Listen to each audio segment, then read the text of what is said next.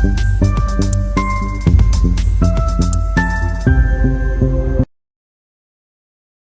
Chart को हम लोग समझ लेते हैं मार्केट किस हिसाब से बायर और सेलर को बिठाने की कोशिश क्या है।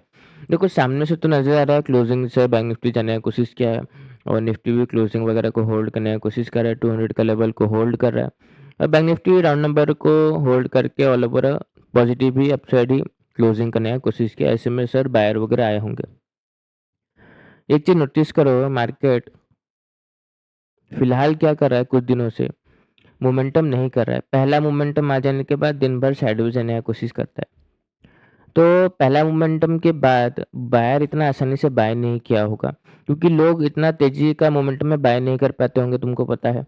और साइडवेज मोमेंटम में ही लोग बाय कर पाएँगे, रिटेलर साइडवेज मोमेंटम होगा तभी उसको वक़्त मिलेगा बाय करने का, वो बाय किया होगा। पर एट द एंड वो पोज़ीशन को निकाल के चला गया होगा, क्योंकि उसको पता है मोमेंटम वगैरह नहीं है। यहाँ पर इतना स्लो मार्केट ट्रेड करने की कोशिश कर रहा है, बायर इतना आसानी से बाय नहीं करेगा, इतना स्ट्रेंथ नज़र ही नहीं आ रहा। क्योंकि अगर सच में बायर आए होते ना ब्रेकआउट के बाद, क्योंकि मैं तो पोजीशन पुट का बनाया ही था इसलिए कि मेरे को पता था कि ब्रेकआउट के बाद बायर आएँगे, मार्केट डाउनसाइड जाएगा। ये तभी गिर जाता, फ्राइडे को ही गिर जाता, पर ये गिरावट वगैरह नहीं किया। इसका मतलब बायर है ही नहीं, इसमें ज़्यादातर सेलर ही आने की कोशिश किया। सेलर बार-बार डिके करने के पोजीशन खाने की कोशिश कर रहा है। फ्लैट ओपनिंग, गैप ओपनिंग में बैंक साइड जाने की कोशिश करेंगे। गैप डाउन में वही बात है, अगर मान लो वीक सेलर का एसएल, वीक बायर का एसएल 500 पे मिल भी गया, तो भी उनको टारगेट करने के बाद मार्केट ऊपर ही जाएगा। स्ट्रॉन्ग बायर का एसएल बहुत नीचे है 57,000 पे, उतना आसानी नहीं होगा, हम लोग उसको टारगेट वगैरह नहीं कर पाएँगे। तीनों सिनेरियो में हम लोग बाइंग साइड ही जाने की कोशिश करेंगे। यहाँ पर ऐसे नज़र आ रहा है कि बायर वगैरह मौजूद है, पर बायर वगैरह नहीं है। निफ्टी के चार्ट को अगर हम लोग देखें तो ये मत भूलो कि ये भी बहुत नीचे से अपसाइड का मोमेंटम किया है, 24,000 पे स्ट्रॉन्ग बायर का एसएल है।